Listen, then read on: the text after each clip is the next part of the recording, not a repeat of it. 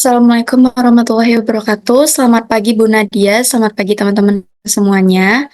Di sini kami dari kelompok 4 akan mempresentasikan metode pembelajaran tematik berdasarkan 5W1H. Di sini anggota kelompok 4 beranggotakan 4 orang, di mana saya sendiri Diva Fasya Ardana, lalu ada Ahmad Syarif, Muhammad Syamaluddin, dan Muhammad Sadam. Baiklah, langsung saja kita mulai. Pertama yaitu aspek why. Mengapa metode pembelajaran tematik itu penting? Yang pertama yaitu mudahnya akses informasi dan pendidikan di era sekarang.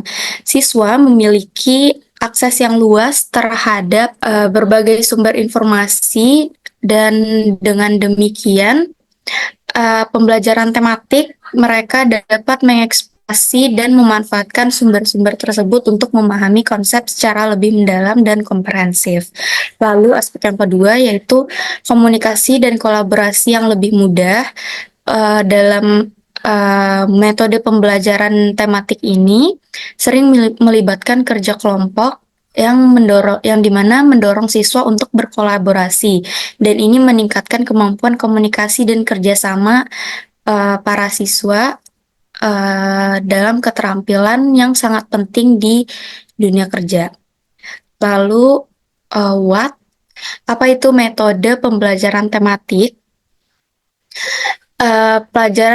Yaitu pelajaran yang mengintegrasikan berbagai mata pelajaran dalam satu tema besar untuk mempermudah siswa memahami konsep secara utuh.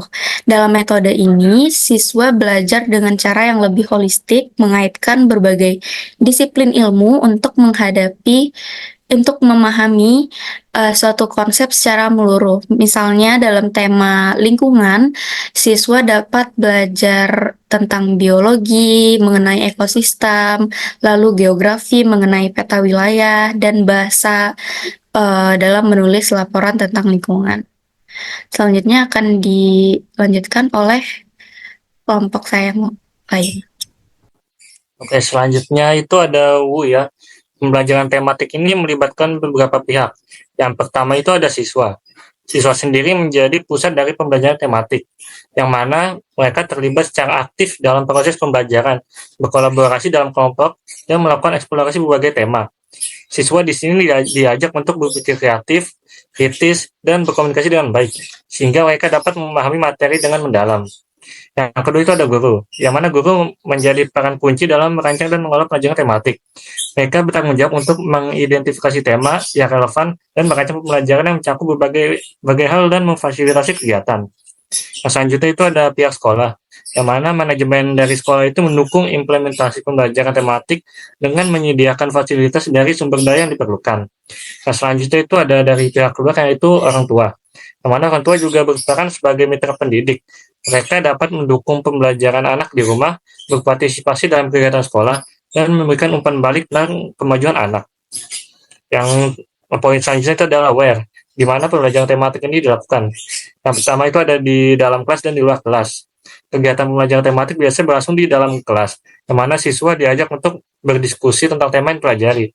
Guru sebagai media pembelajaran dan sumber pembelajaran untuk menciptakan suasana menarik dan interaktif. Sedangkan di luar kelas, pembelajaran juga dilakukan seperti di taman, museum, atau tempat-tempat lain yang relevan dengan tema. Sedangkan untuk di lingkungan sekolah, lingkungan belajar yang mendukung melalui pengantar ruang dan penyedia materi yang memanfaatkan teknologi seperti pameran, proyek kelompok, dan presentasi juga bisa dilakukan di lingkungan sekolah. Yang terakhir itu ada komunitas.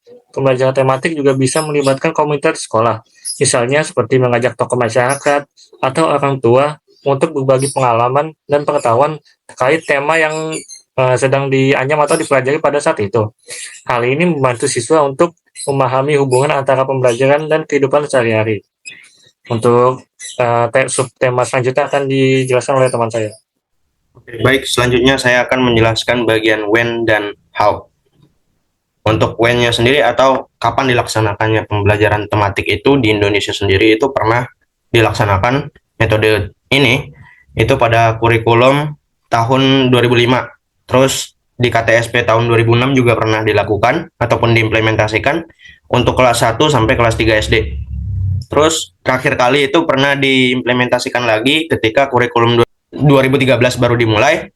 Sekitar tahun 2014 sampai 2015 pernah untuk SD dari kelas 1 sampai kelas 6. Terus untuk bagian bagaimana penerapannya atau how, pembelajaran tematik itu dilakukan dengan pengintegrasian mata pelajaran. Jadi ada banyak mata pelajaran di dalam satu tema besar yang diimplementasikan ataupun yang akan dipelajari oleh anak-anak. Penggunaan metode aktif dan juga penggunaan ataupun menerapkan penggunaan media interaktif. Nah, itu materi-materi pelajaran yang relevan untuk digabungkan. Misalnya dalam konteks kehidupan sehari-hari ketika anak-anak itu sedang berbelanja dan harus menghitung berapa uang yang harus dikeluarkan dalam pembelanjaannya, maka itu mungkin matematika. Terus mereka harus memperhatikan bagaimana komposisi dari makanan-makanan yang mereka beli pada saat mereka jajan gitu.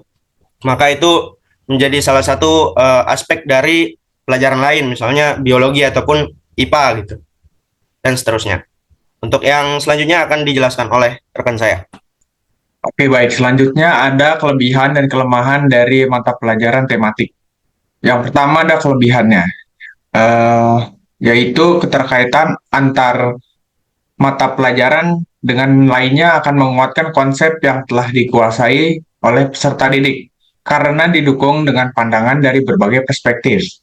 Yang kedua, proses belajar mengajar menjadi menyenangkan karena dipilih sesuai dengan bakat dan kemampuan siswa. Yang ketiga, pengalaman dan kegiatan belajar sesuai dengan tingkat perkembangan dan kebutuhan peserta didik. Kemudian keempat, kegiatan belajar menjadi lebih bermakna untuk siswa sehingga akan diingat oleh siswa dalam waktu yang cukup lama. Yang kelima, dapat mengembangkan keterampilan sosial siswa, seperti kerjasama, berkomunikasi, dan keinginan untuk mendengarkan pendapat orang lain. Selanjutnya ada kelemahannya, yaitu yang pertama, pembelajaran tematik membutuhkan guru yang memiliki pengetahuan luas, kreativitas tinggi, kepercayaan diri, kemampuan dalam menggali informasi dan pengetahuan, dan etos akademik yang tinggi. Tanpa kemampuan tersebut, pelaksanaan pembelajaran tematik akan sulit dilaksanakan. Kemudian yang kedua, pembelajaran tematik mengharapkan siswa untuk memiliki kreativitas dan kemampuan akademik agar keterampilan mereka dapat terbentuk pada saat pembelajaran dilaksanakan. Kemudian yang terakhir yaitu memerlukan sarana dan prasarana yang memadai serta sumber informasi yang bervariasi. Baiklah, sekian presentasi dari kami kelompok 4. Maaf jika ada salah kata dan perbuatan. Terima kasih. Assalamualaikum warahmatullahi wabarakatuh.